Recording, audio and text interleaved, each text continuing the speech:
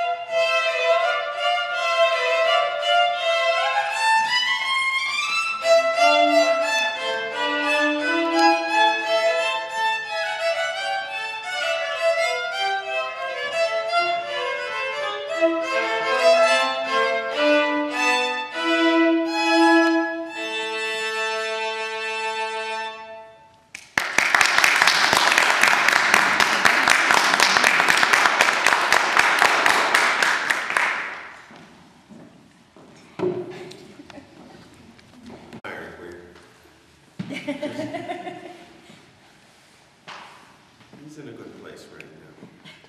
Right, so,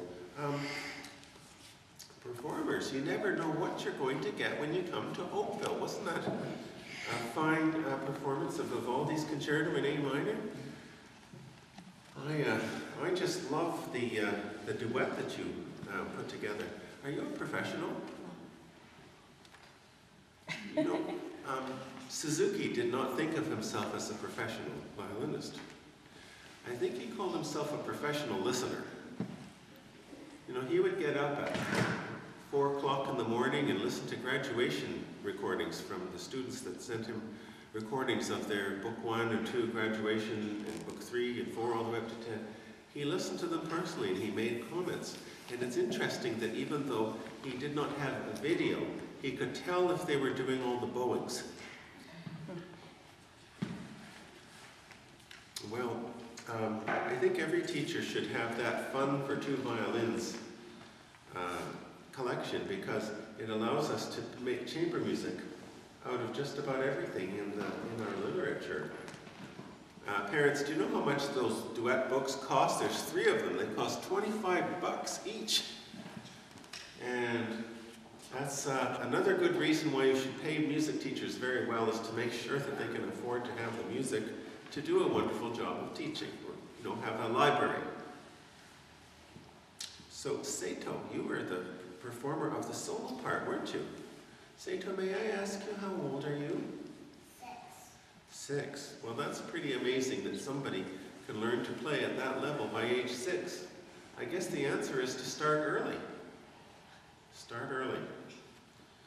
I had somebody who I used to sing with in a church choir named Mr. Pinder, and he was one of the original people digging the Panama Canal. And he retired from the choir when he was 102. He started when he was 72, so it's also never too late to start a musical career. Good old Mr. Pinder. You played so well together. You played so well in tune. I really enjoyed it.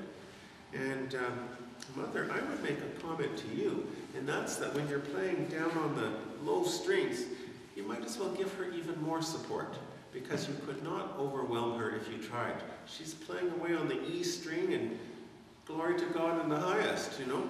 But there's nothing you can do to swamp her. So you're being so polite and just sort of tiptoeing around. But you know what? You're an equal partner. Even if she has more notes, you're an equal partner. Which means when you do a professional gig and it pays $200, you each get $100. Well, you have to maintain the car. I mean, but you know, our Fisher Quartet has endured for 20 years. And part of it is because we don't play the second violin and viola less, even though they might not play as many notes. I end up being the librarian, and Tack can improvise when they want to hear Titanic. He can improvise, and, you know, and so we all make our contribution in one way or another. I would say something else too, and that's that Fritz Kreisler, who was Dr. Suzuki's inspiration, even though many other people came and went, including Heifetz and Midori and all these other people, Kreisler loved Kreisler. Yeah, Fritz Kreisler was Suzuki's hero. And when he played, he did an awful lot of playing up in the upper third of the bow. And so when you're playing your solo part, especially where it goes, you can start to play a little bit up here as well. This is a very good part of the bow. If you play in the middle part, you know what happens? The hair gets a little bit worn out. You have to use other parts of the bow. And one of the things about the tip is that you can get a really good accent. If you press the bow at the middle, the stick touches the hair very easily, but near the tip you can get a terrific accent. But I think that that's something to think about. There was one part of your piece where it says poco allargando. It's sort of a surprise ending. It's not really the ending, it's a false ending. But I would like you to kind of go with it and see if you can make people think it's the end of the song, and then snap back to it when it says at tempo. Now, you've heard of Beethoven, haven't you? Have you heard of Ludwig van Beethoven? He's the composer with the crazy hair who went deaf, and he composed this piece. You've heard of that one, haven't you? You've heard of that one? So, I remember the first time I was listening to this, the teacher said, watch out, there's a false ending. But I could hear this. And at the end, I thought it was the ending, but it wasn't.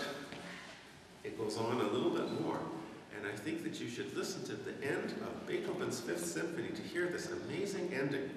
It's one of the most unexpected endings in any symphony, and then when it does end for sure, you really know it too, because there are things called cadences. They're very, very, very powerful cadences. At the end, an even bigger ritardando would be good for the two of you, because it helps the audience to feel the ending, so you can have more, take more time and more bow. What a wonderful accomplishment to play so well, so young.